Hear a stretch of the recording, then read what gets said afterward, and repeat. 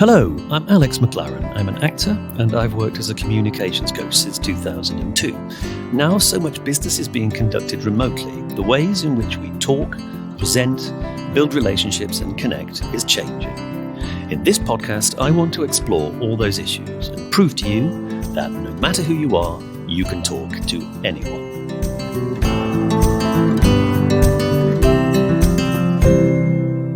Hello and welcome to You Can Talk to Anyone, the podcast in which we open the bonnet on our communications engine. I'm Alex. And I'm Tom. And this week we are going to be talking about not communicating in the way we talk, but also this a thing which goes alongside it. We're talking about gifts. What shall we bring? Gifts and meanings. This is something that I'm really interested in. Particularly, it's good to talk to you about it because I think you're very good at presents, Tom. I'm okay. I think I have. I got a lot of points at the bank early on in my relationship with Deborah because I was sort of lucky in that over the first few months I happened to kind of clock a few things and file them away and think that would be good. So like a book that she talked about reading when she was a child, which she couldn't find anymore. I was able to find a copy of that sort of thing. Now, we've been married a long time. And, after a while, you'd run out of that kind of thing and you just say, what's on your Amazon wish list? Yes, no, it's true. And I think it's also the case that it is harder to give gifts to people who are just older. I mean, buying things for kids is dead easy because they haven't got anything and they want everything. And so you've got a lot of things that you can choose from. They very easily have things that they're faddish about and interested in. And therefore you can simply go and get something from the toy shop. My son, I mean, he changes his latest thing that he wants as a present all of the time. But he's always incredibly happy with something that we give him. And we'll come back to that, I think, in due course.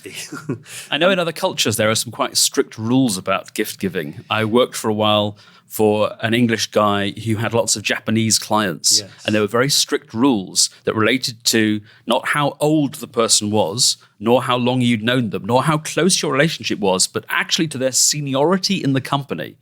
And it was the monetary value of the gift that mattered. You had to buy something more expensive for the person who was more senior, something less expensive for the person more junior, and so on, all the way down the line. And if you didn't, it was seen as a great insult. Yeah, it's interesting. And also those rules often have to be learnt only consciously by people from outside that circle. Very often the rules are tacit, which are kind of soaked up over a lifetime, and you figure it out in your 30 years as a salaried person within a Japanese organization. In fact, with that in mind, I had a conversation only yesterday with my sister-in-law, who is Polish by birth, and she's only lived in the UK since, I guess, the last 10 years or however long she's known my brother Sam. And we were talking about this very question, and because at her wedding, I noticed that one of the things that was a standard wedding gift at a Polish wedding is an envelope of cash. Now, I can't, for that to happen at a British wedding, it would feel like it would have a completely different kind of meaning. It's absolutely the thing to do to help a young Polish couple get set up. Also it avoids that risk of getting too many teapots, which is something that happens. It can happen, and which in the UK we avoid it by having a wedding list set up at Heels or John Lewis, or which means that everyone can go along and select something which suits their pocket and which doesn't duplicate something they've already been bought by somebody else. And that feels to us totally different from the envelope of cash, but actually it's more similar to the envelope of cash than what we think about as traditional gift buying, which is, Alex, I know you so well that I've been able to find something that you will adore that you didn't even know you wanted, which I think is the kind of the Holy Grail of gift buying. Yes, this is it. I was like, oh my God, I would never have chosen this for myself, but now I've got it. It's absolutely perfect. I'm going to go first with this, but I want you to think about it as well. When we think about sort of like the perfect gifts given to us in our life, very often it's something like that. And I was just wondering, can you think of a particular object or thing which is absolutely in your life, but which was you're still kind of very much part of your existence, was a gift from somebody else? And I've got a friend who's very, very good at gifts. And when we first moved out of London and into our flat in Folkestone in Kent, a parcel arrived, and I opened it up very excited, and it was from my best mate from drama school, and he basically bought me this coffee machine, but it wasn't a plug-in Gadget or DeLonghi. It was a manual object. It's actually constructed. The engineering is like a corkscrew, and so you put in your coffee, you sort of fill it up with normal coffee, like in a coffee machine at a barista would use, and then you pour in water at the top, and then squeeze down 2 levers, and it's that manual pressure that produces your espresso. Anyway, I absolutely love it, and I use it like 4 or 5 times a day. I've replaced most parts in it. It's like the axe that was that took off Anne Boleyn's head. Yes. Everything's been replaced, but it's still the same original thing. And it's almost like I barely remember it almost as a present at all. It's just if it's entered into the fabric of my existence, and it's an absolute beauty, and I love it. Have you got anything quite like that? The thing that leaps immediately to mind is one of those things that I actually didn't know I wanted because I didn't even know it existed until it was given to me as a present, and that was membership of the Wine Society, which is a curious gift because you're being given the gift of purchasing. But you do have to be put forward as a member, so only another member can buy this for you as a gift. And it was given to me by someone who knows much more about wine than I do at a stage in my life when I was buying more wine and keen not to waste money on buying very expensive wine that I didn't like. And so this turned out to be a truly excellent gift. And yeah, again, something I'm still using, not every day, Alex, that would be upsetting. But something I'm still using very, very regularly. I'm just, I was wondering for a moment whether it was me that joined you to the Wine Society, but when you said someone who knows more about wine than you, I knew it couldn't be me. No, it wasn't you. Where do you think gift giving fits in the corporate world? Well, when is it appropriate to buy someone a gift that you're just working with or working for? Well, it depends on the nature of the gift, I think. Do you remember that episode of Yes Minister, is it Yes Prime Minister, in which basically a diplomatic gift is handed over, and there are very, very strict rules about what happens with diplomatic gifts in the United Kingdom. And so the whole joke is about whether or not Jim Hacker can take home this lovely vase and give it to his wife Annie, yes, or whether or not he has to declare it and hand it over to the Foreign Office for them to sell it or auction it or whatever.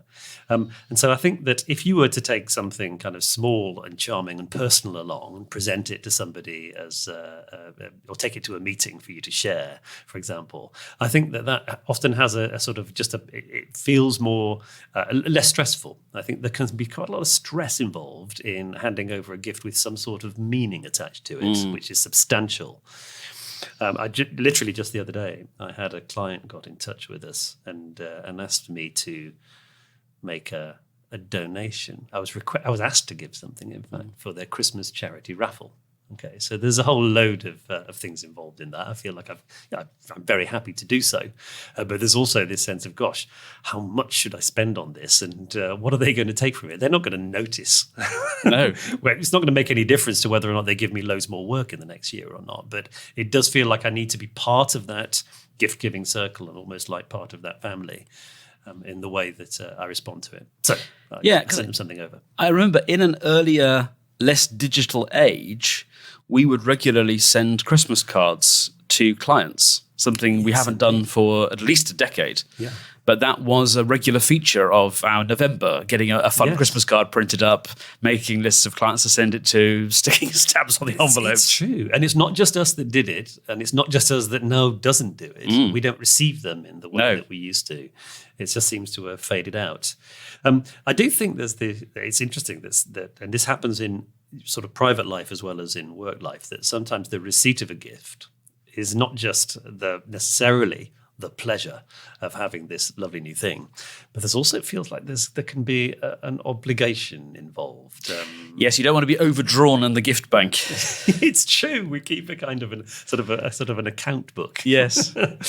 I've had this situation myself. I have a an old friend who's very good at remembering things. She's got one of those organized memories. I'm terrible at it, so I'm always missing birthdays. And we had to confront it eventually. And I found myself saying that the only way for me to deal with this is to occasionally, when I find things, to send you them on a whim, regardless of whether it fits with your birthday or not. But that's helped to kind of to ease off some of my natural kind of guilt and shame and not being good at remembering that people do need presents once in a while. Yeah, because on the one hand, we don't want to turn every relationship into a transaction. We don't feel like that's the way we want to go through life. Like I'm keeping this detailed ledger, and actually I feel like I'm in debt to you or you're in debt to me because I've done you favors or I've given you gifts in the past. On the other hand, ever since childhood, I think we've had this very strong sense that things ought to be fair. And if you are in a relationship of any kind with someone else where you're constantly doing all of the giving, all of the providing, all of the accommodating, you can start to feel like, this isn't fair. This isn't right. Absolutely true. I mean, and what you're saying is sort of, it does begin in childhood, that sense of justice. I've got 3 brothers, and when we were small, I remember my Aunt Moira, she did this every year. She instituted a family birthday in order to level up the ledger for any of the birthdays that she'd forgotten. And so in order to make that feeling of fairness happen every year, there would be like an extra Christmas in the middle of the summer holidays in order to balance it all out. And because you don't want things to feel unfair. And now, weirdly, as an adult, I'm very scrupulous about sending presents to her. Because it feels like she laid down a lot of really excellent gift giving early on in our relationship, and now she deserves for it to be coming back in the other direction.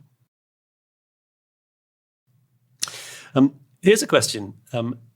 Do you like surprises? I'm not averse to surprises, but I am someone who, given the choice, likes to plan things out. I sort of like to know what I'm trying to get to in my life, and this is possibly a topic for a whole other episode of this podcast. What I'm trying to get to in my life is a point where I can have a detailed plan for everything, and I can simultaneously have the ability to throw that plan away the second it isn't helpful. Yeah. And when you're on the receipt of a surprise present, that's not something which is entirely in your control, of course. No, it's not. I mean, I know people who are actually averse to surprises. So when I give Zoe a present, these days, I've sorted it all out long in advance, and she knows exactly what she wants. She's ensured that I've got it, and the surprise is removed. And in some ways, I've had to take my time letting go of that, because part of the pleasure of giving a surprise gift is for the giver to see the face of the surprise person as they peel open the wrapper and see what they've been given. And look, isn't it gorgeous? What a pleasure. So for people who don't like surprises, it can be quite hard for them to actually to say to their loved ones, actually, I need to be able to tell you in advance what you're giving me. And so if, for example, you've had somebody come and speak at your event, and they've done a really good job, and now you want to say thank you by sending them flowers, your reward for that, because you will not be there when the flowers arrive, your reward is the person who's received the flowers needs to call you up, not text you, not send you an email, but call you up and go, oh my God, I can't believe it. Oh, they're so beautiful. And almost kind of play act that strong emotion and give you that catharsis that you're looking for, that release that the flowers arrived and they're appreciated, and you get that moment where that's why we wrap gifts, even gifts that, as you have described, have been carefully prearranged, because that moment where you peel the wrapping paper off and see, maybe with surprise and delight, or maybe with relief that the silly idiot hasn't managed to mess this one up, that it is what you hoped it was going to be. No, it's fun. This I think touches on why this is particularly relevant, thinking about when we talk to other people, and it goes back to something we discussed before, which is this question of authenticity. Because there is such an obligation when I open the present that you bought me, Tom, that I like it, that I'm probably going to make that face even if I don't. I mean, if it's obviously something really offensive, then I'm going to have to bring it up. But I'm going to have to go, oh, I love it, even if I don't. And husbands and wives often know this about each other. It's like, oh God, you're making the face you make, which I've seen you make when I know that you don't like it for other people, and now you're making it for me. And I think that's one reason why this goes back to these questions again, is that sometimes gifts can produce that pretending and can produce the fakeness, and then that can sometimes feel like it's damaging rather than actually helping make the relationship a better one. Yeah, because relationships certainly are never built on inauthenticity and lies, but at the same time, with people you're only just getting to know, a policy of radical honesty may not necessarily bear fruit. So just as authenticity is a virtue, I would say so is diplomacy. And sometimes diplomacy means, oh my God, I love it, thank you so much. It does. I was saying to a friend the other day that one of the great happy accidents of my life, it wasn't intention, is that my 11-year-old son is, I think, the best receiver of presents that I know. In that, if you give him something, he will always be delighted when he opens it, and then he'll start talking to you about why it's marvelous, and it's all totally authentic. I hope he never loses it, because it's a very appealing quality. That quality is really, really wonderful. But this, I think, is a specific version of something much more general. In the theatre, we know that something has happened when one person is changed by another. Yeah. And I say theatre, this obviously does apply to film and TV as well, but film and TV are often as much about the spectacle as they are about the transactions between the characters. But in the theatre, when it's much more about who is on stage and how they're feeling, we know something has happened when one person is changed by another, when they get a reaction. And so if you're talking to someone else, it doesn't really matter if they are happy, miserable, somber, playful. What matters is, are you changing them? And if I have an interaction with you in which I change you, then I feel connected to you. So if I give you a gift and you open it and you look up and say, well, this is lovely, thank you very much.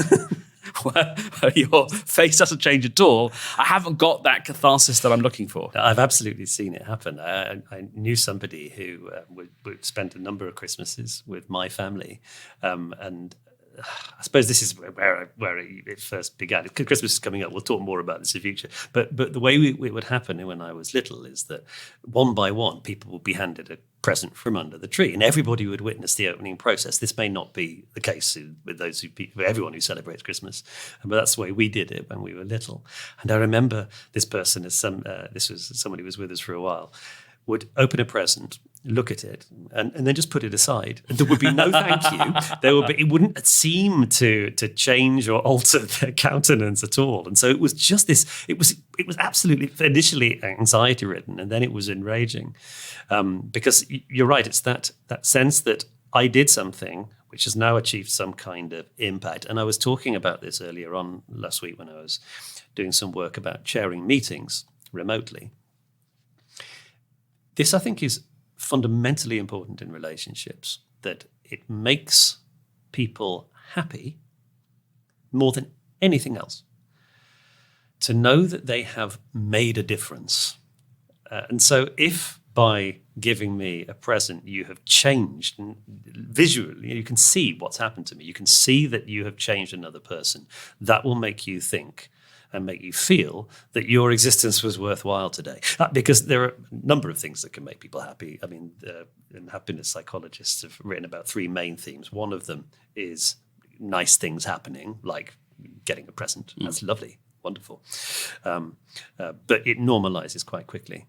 Okay, just the feeling goes away. Tomorrow, that will just be my coffee machine, and it will be nice to have it.